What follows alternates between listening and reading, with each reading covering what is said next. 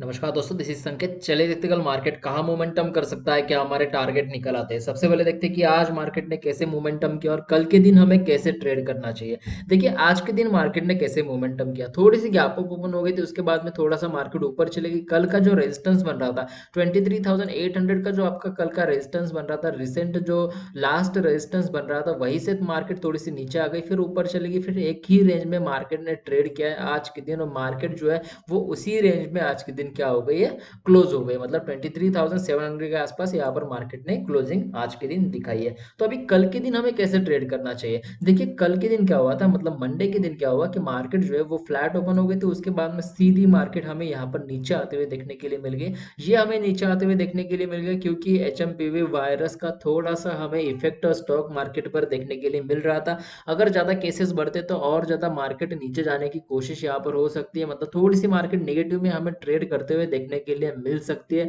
आने वाले दिनों में भी थोड़ी सी मार्केट नीचे की तरफ हमें ट्रेड करते हुए देखने के लिए मिल सकती है, अगर एचएमपीवी वायरस ज्यादा इंडिया में बढ़ता है तो। लॉकडाउन वगैरह तो नहीं लगेगा, इतना ज्यादा नहीं बढ़ेगा, बट थोड़ा सा इफेक्ट हमें स्टॉक मार्केट में दिखता ही है। तो ऐसा ही इफेक्ट कल के दिन हमें मार्केट में देखने के लिए मिल गया। थोड़ी सी मार्केट यहाँ पर नीचे आ गई थी, मतलब लगभग मार्केट अगर बात करूँ तो यहाँ पर मुझे निफ्टी जो है 1.6% नीचे आ गया था, और उसके बाद में बैंक निफ्टी जो है 2.09% यहाँ पर बैंक निफ्टी कल के दिन नीचे आ गया था। उसके बाद थोड़ी सी हमें रिकवरी देखने के लिए मिल गई, फिर से हमें क्या देखने के लिए मिल गया, थोड़ा सा यहाँ पर मार्केट नीचे आते हुए देखने के लिए मिल गई थी कल के दिन। और जो रेंज बनाई है नीचे की तरफ, आपका जो सपोर्ट अभी बन रहा था, मतलब कल का जो सपोर्ट, मंडे का जो सपोर्ट बन रहा है वो आपका 23,560 के आसपास ही हमारा सपोर्ट बन रहा है। और ऊपर की तरफ जो रेजिस्टेंस बन रहा था वो बन रहा था 23,800 के आसपास ही हमारा क्या बन रहा था, यहाँ पर रेजिस्टेंस बन रहा था। मतलब ये पूरी जो रेंज बनी है, ये अगर मैं बात करूं तो 250 पॉइंट की रेंज बनी थी,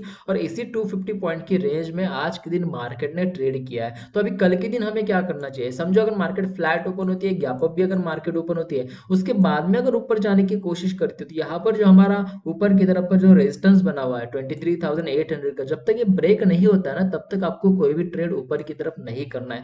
समझो अगर ये ब्रेक हो जाता है, मतलब यहाँ पर 15 मिनट की कैंडल अगर ऊपर की तरफ क्लोजिंग देती है, तभी आपको यहाँ पर छोटे क्वांटिटी में ट्रेड करना है, बड़ी क्वांटिटी में ट्रेड नहीं करना है ऊपर की तरफ। क्योंकि थोड़ा सा मार्केट का सेंटीमेंट क्या है, अभी थोड़ा सा अभी नीचे आने के लिए मार्केट का सेंटीमेंट बना हुआ है। तो आपको यहाँ पर ऊपर की तरफ जो ट्रेड करना है वो सोच समझ कर ही ट्रेड करना है, या फिर छोटी क्वांटिटी में लो क्वांटिटी के साथ आप ऊपर की तरफ ट्रेड कर सकते हैं। तो आपको ट्रेड करने के लिए क्या करना होगा कि यहाँ पर जैसे ही 15 मिनट की कैंडल अगर ऊपर की तरफ क्लोजिंग देती है, तभी आप यहाँ पर थोड़ा सा रिवर्सल आने की कोशिश करने दीजिए। और रिवर्सल आता है तो यहाँ पर एक छोटे से स्टॉप लॉस के साथ ऊपर की तरफ ट्रेड ले सकते हैं, बट छोटी क्वांटिटी के साथ, लो क्वांटिटी के साथ आपको यहाँ पर ट्रेड करना है। 23,900 से लेकर 24,000 के टारगेट हमें यहाँ पर देखने के लिए मिल सकते हैं, अगर मार्केट ऊपर की तरफ जाती है तो। अदरवाइज कल के दिन भी क्या हो सकता है कि मार्केट जो है इससे रेंज में बनी हुई है, इसी रेंज में ट्रेड करने की यहाँ पर कोशिश कर सकती है। ये जो बड़ी रेंज यहाँ पर 250 पॉइंट की रेंज बनी हुई है, अगर थोड़ी सी मार्केट नीचे भी आती है तो यहाँ से क्या हो सकती है कि थोड़ी सी ऊपर जाने की कोशिश करेगी, फिर नीचे आने की कोशिश करेगी, तो इसकी वजह से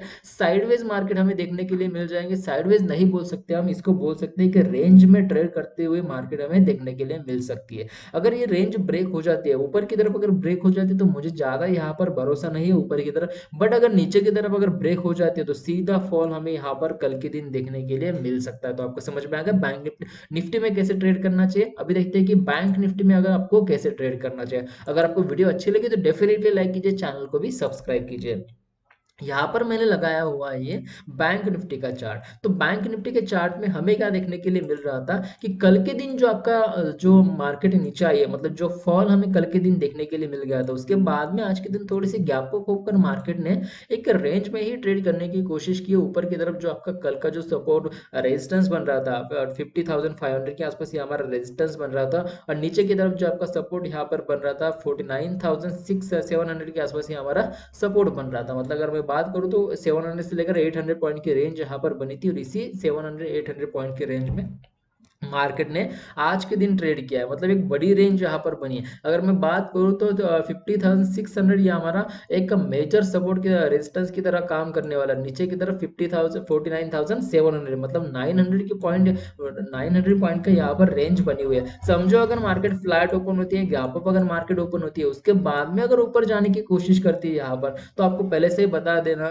चाहता हूँ कि मार्केट देखिए यहाँ पर नीचे आ गई, फिर ऊपर जाने की कोशिश कर रही थी, और उसके बाद में अगर नीचे आती है तो हमें यहाँ पर एक्स एबीसीडी पैटर्न देखने के लिए मिल सकता है। तो आपको यहाँ पर थोड़ा सा ऊपर की तरफ ट्रेड करना है तो 50,600 के ऊपर ही आप ट्रेड करने की सोचिए यहाँ पर, अदरवाइज यहाँ पर ऊपर की तरफ ट्रेड नहीं करना है। क्यों, क्या हो सकता है कि मार्केट थोड़ी सी ऊपर जा सकती है और फिर से धड़ाम से नीचे आ सकती है। अगर सीधा नीचे अगर आ गई, फॉल अगर देखने के लिए मिल गया, तो आपके बड़े लॉसेस, ह्यूज लॉसेस यहाँ पर हो सकते हैं। आपको निकलने का मौका भी नहीं मिलेगा मार्केट से, क्योंकि सीधा मार्केट नीचे आ सकती है यहाँ पर।